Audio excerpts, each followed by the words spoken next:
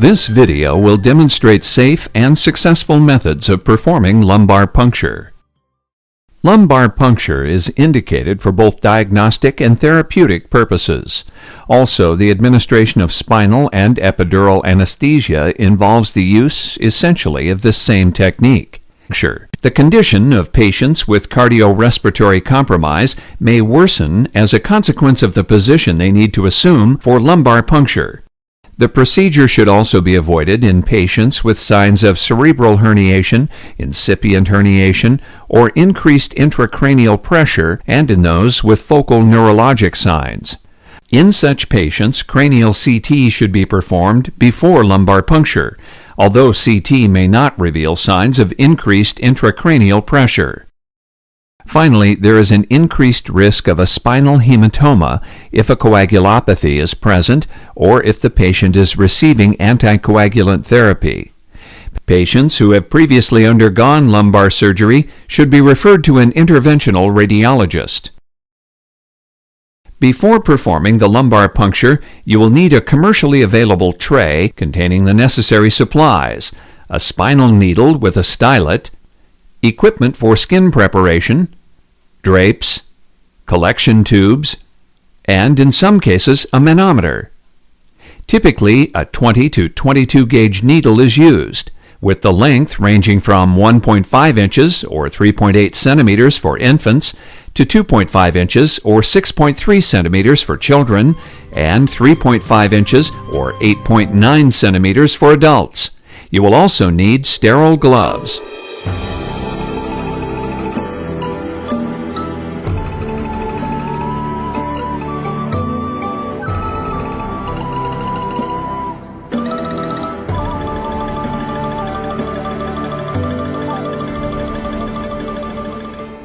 Before you begin, you should explain the procedure along with potential risks and benefits to the patient and obtain informed consent from the patient or his or her parent or guardian. After obtaining appropriate patient consent, the patient is positioned. Either the lateral recumbent position or a sitting position can be used. Perpendicular to the table if the patient is in the sitting position and parallel to the table if he or she is in the lateral recumbent position. These positions help keep the needle at the midline.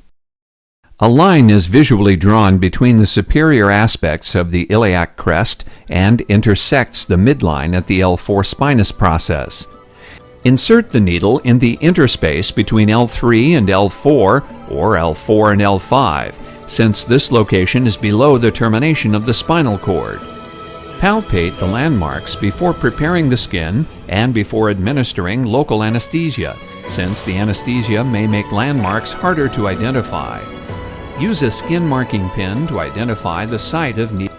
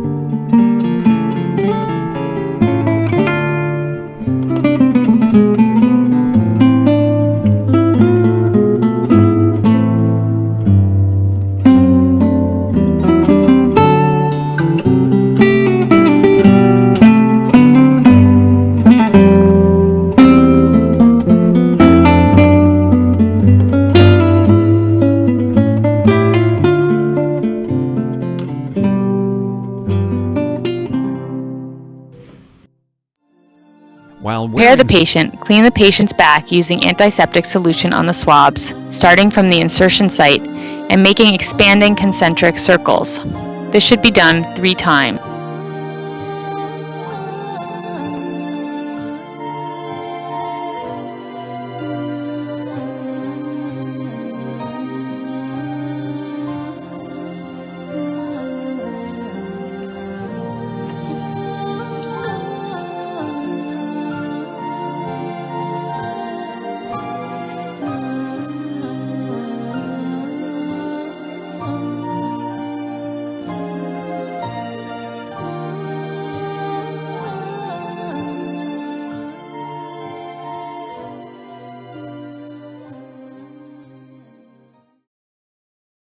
spinal needle such that the bevel is in the plane of the longitudinal fibers of the dura.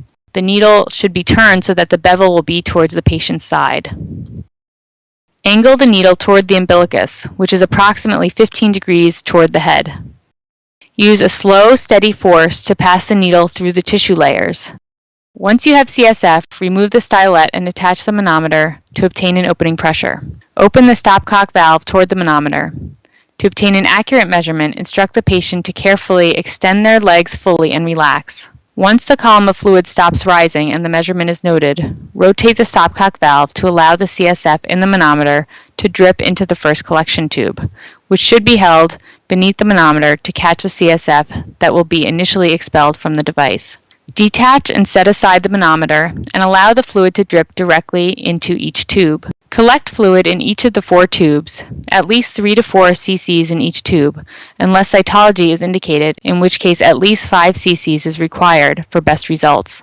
Once you collect an adequate specimen, replace the stylet and withdraw the needle.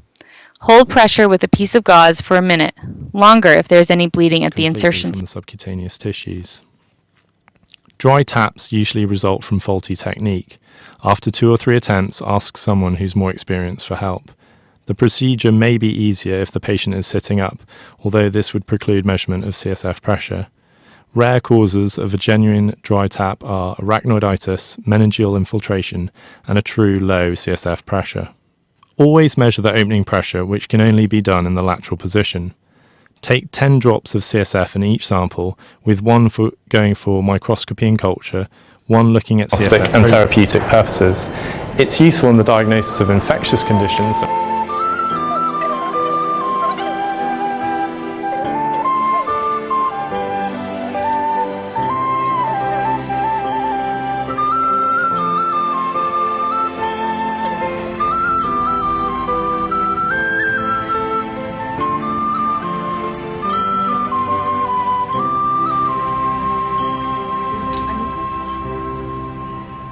โชว์เฉยๆจริงๆต้องวัดเพชเชอร์ด้วยนะแต่ว่า